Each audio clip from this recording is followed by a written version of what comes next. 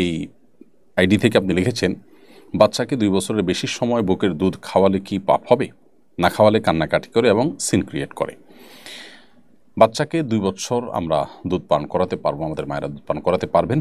বুকের দুধ 2 বছরের বেশি যদি পান করানো হয় তাহলে সেক্ষেত্রে সেটা গুনাহ হবে, এটা জায়েজ হবে না। এটাই হলো হানাফি উলামা ইকরামের ফতোয়া এবং এটি অধিকতর বিশুদ্ধতর মত।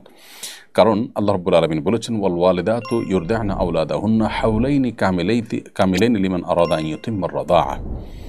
যে চায় যে তার সন্তানকে দুধ পান করানোর যে সময় আছে এই সময়সীমাটাকে পরিপূর্ণ ইউজ করবে, সে 2 বছর দুধ পান করাতে পারবে।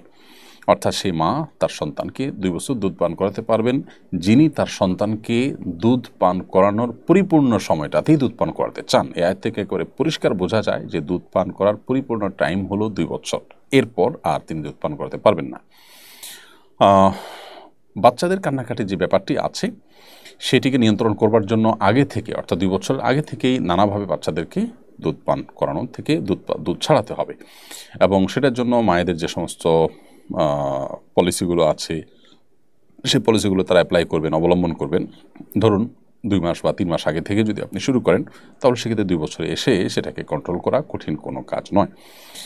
আর এর বাইরে হাম্বলি উলামা ইকরামের ফতোয়া রয়েছে এখানে ভিন্নতর। তারা মনে করেন যে 2 বছরের পরেও যতদিন ইচ্ছা ততদিন মা বাচ্চাকে দুধ খাওয়াতে পারেন, যতদিন ইচ্ছা ততদিনের কথা তারা বলেন, এমনকি বড় হওয়ার পরও দুধ পান করাতে পারবেন, এমন একটি মত হাম্বলি উলামা ইকরামের রয়েছে। সৌদি আরবের বর্তমান উলামা ইকরাম তারা এই মতটি পোষণ করে থাকেন। কিন্তু প্রথম উক্ত মত যেটি হানাফি উলামা ইকরামের মত, সেটি অধিকতর দলীয় দিক থেকে বিশুদ্ধ এবং শক্তিশালী।